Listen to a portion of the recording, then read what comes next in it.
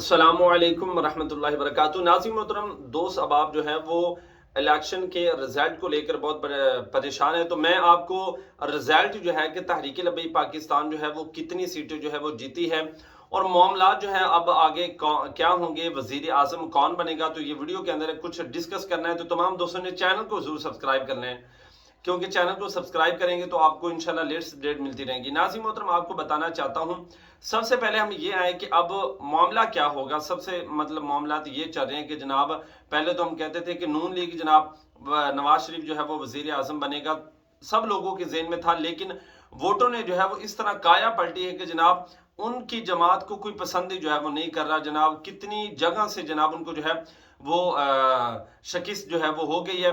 लेकिन मामलात अब ये बन गए हैं, ज़राए से हमें ये खबर मिली है कि जो जरदारी साहब हैं, उन्होंने भी जनाब अडयाला जेल में इमरान खान से मुलाकात की है कि वो जनाब उनके जो उम्मीदवार जो कि आज़ाद खड़े हैं वो उनके हक के अंदर आ जाएं और बाद में इमरान खान को जो है वो रिहा कर दिया जाएगा। ये ज़राए से खबर मिली है, ठीक है।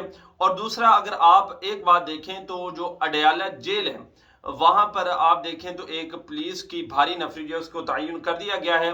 और ये अभी न्यूज़ पर भी जनाब ये चीज़ चल रही थी कि वहां पर जनाब आर्मी चीफ इमरान खान से मिलने के लिए जाएगा। जी हाँ, अभी कुछ मामला जो है वो तय होंगे, डिस्कस जो है वो होगी, तो वो भी जो खबर हम तक पहुंची इंशाल्लाह वो भी आपके साथ शेयर की जाएगी। तो इसलिए चैनल को जरूर सब्सक्राइब करना है।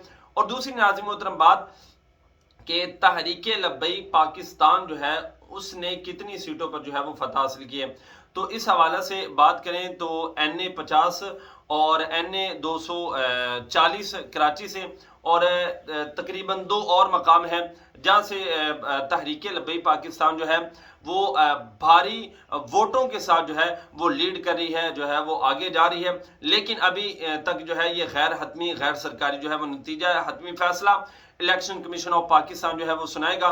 तो इंशाल्लाह वो भी आपके सामने जो है वो रखा जाएगा। तो तमाम दो चैनल के साथ जुड़े रहें, इंशाल्लाह लेटेस्ट अपडेट आपको गाहे बगाए मिलती रहेंगी।